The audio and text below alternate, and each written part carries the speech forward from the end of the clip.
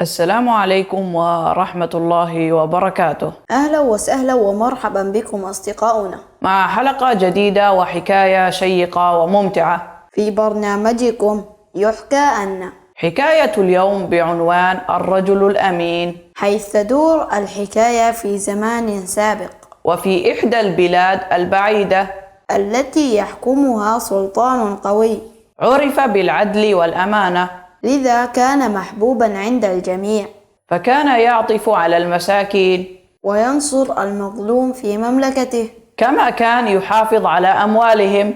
وممتلكات رعاياه ومواطنيه. لكن ورغم ذلك كان هناك شيء غريب، مما أصاب السلطان بالحيرة والقلق، حيث كانت الأموال تتناقص وأرباح الدولة تقل يوما بعد يوم، مما سبب الضيق للسلطان، لذا اتخذ قرارا مهما حتى يعرف ما الذي يحدث، فأمر بإحضار أمير البلاد حتى يرشده لفكرة مناسبة، ليتمكن من خلالها حل هذه المشكلة. وحتى تتوقف هذه الخسائر. وبعد أيام من البحث المتواصل تم اكتشاف المشكلة، حيث اتضح أنها من أمين الخزينة، والذي هو مسؤول من خزائن الدولة وأموالها، فقد كان يقوم بسرقة الأموال بالإضافة إلى الذهب والكنوز بدون أن يشعر به أي أحد. فقال الحكيم: لا بد يا مولاي من تغييره. ويجب أن تعين رجلا أمينا. رد السلطان: وأين سأعثر عليه؟ قال الحكيم: أعلن يا مولاي في كل البلاد بأنك تحتاج إلى رجل صادق وأمين يقوم بمسؤولية خزائن الدولة. قال السلطان: سأعلن على الفور، وسأخبر جميع من في البلاد. وفعلا قام السلطان بإرسال مبعوثيه في كل أنحاء البلاد. وبعد يومين من الإعلانات جاء عدد كبير من طالبي هذه الوظيفة، فرح السلطان في البداية من هذا العدد، ثم انتبه أن ذلك سوف يكون صعبا، حتى يختار بينهم الرجل الأمين. فنظر إلى حكيم البلاد والحيرة بادية على وجهه. قال الحكيم: لا تقلق يا مولاي، سنحدد من يستحقها. عليك أن تأمر كل من تقدم لهذه الوظيفة بأن يقفز. استغرب السلطان واندهش، فقال: ما المغزى من ذلك؟ أجاب الحكيم: سترى يا مولاي. فليقفزوا جميعا. ومن يقفز بخفة أكثر من غيره يستحق الوظيفة. اندهش السلطان مجددا، وظن أن الحكيم يضحك، فتبسم من كلامه، لكن الحكيم لم يضحك، وقال للسلطان: يا مولاي، إنني جاد في طلبي، ومن خلاله سنعرف الأمين الذي يستحق هذه الوظيفة ليكون أمينا على خزائن البلاد. نظر السلطان مطولا إلى الحكيم، ثم قال: افعل ما تراه مناسبا. ففي النهاية أريد رجلا أمينا. توجه الحكيم بنظرة إلى الرجال، ثم قال لهم: لقد تأخر الوقت، لكن كل من يرى في نفسه الأمانة وأنه يستطيع أن يكون أمينا لخزائن البلاد عليه أن يأتي في صباح الغد. وغادر المكان مع السلطان.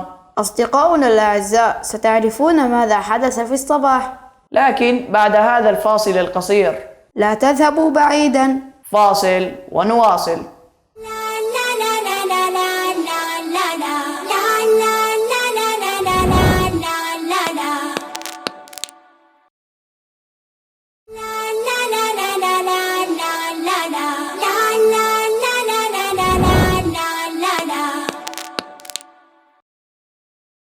مرحبا يا أصدقاء، عدنا لكم بعد هذا الفاصل القصير مع برنامجكم المفضل يحكى أن، وحكاية ممتعة وشيقة، والتي عنوانها الرجل الأمين، كنا قد توقفنا في المسابقة والتي سيقوم بها الحكيم من أجل معرفة من يستحق الوظيفة ويكون أمين الخزينة في البلاد. جاء الصباح وتجمع الرجال، حيث كان العدد كبير جدا.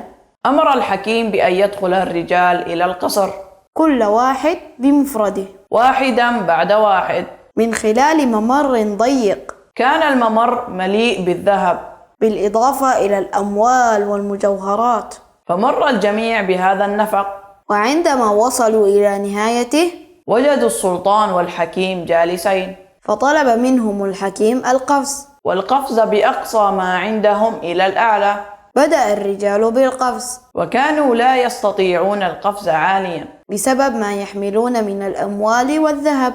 فكان الواحد بعد القفز ينظر إلى الأرض بخجل شديد، وكل واحد يضم ذراعيه إلى جنبتيه حتى لا يهتز، وحتى لا تسقط الأموال والذهب الذي وضعوه في جيوبهم، أو حتى لا يصدر صوتا معدنيا، فيفضحهم الصوت. لكن كان الحكيم ينظر إلى أحدهم حيث كان يقفز إلى أعلى ولا يصدر أي صوت، كما أنه يقفز بخفة ونشاط، ولا ينظر إلى الأرض أبدا. فأشار الحكيم إلى السلطان وقال: إنه هذا الرجل. هذا هو من تبحث عنه. يا مولاي، هذا هو الرجل الأمين. استغرب السلطان وتعجب، وقال للحكيم: كيف ذلك؟ كيف عرفت أنه هو الأمين؟ رد عليه: لأنه الوحيد الذي لم يمد يده ولم يسرق من الذهب والمجوهرات، والتي كانت موجودة بكثرة في الممر. فأمر السلطان بتوقف الجميع عن القفز، ثم وجه حديثه إلى الرجل وقال له: أنت الرجل الأمين، أنت من سأعينه على خزائن البلاد، أما الباقون فقد سرقوا. وذلك أثناء مرورهم بالممر.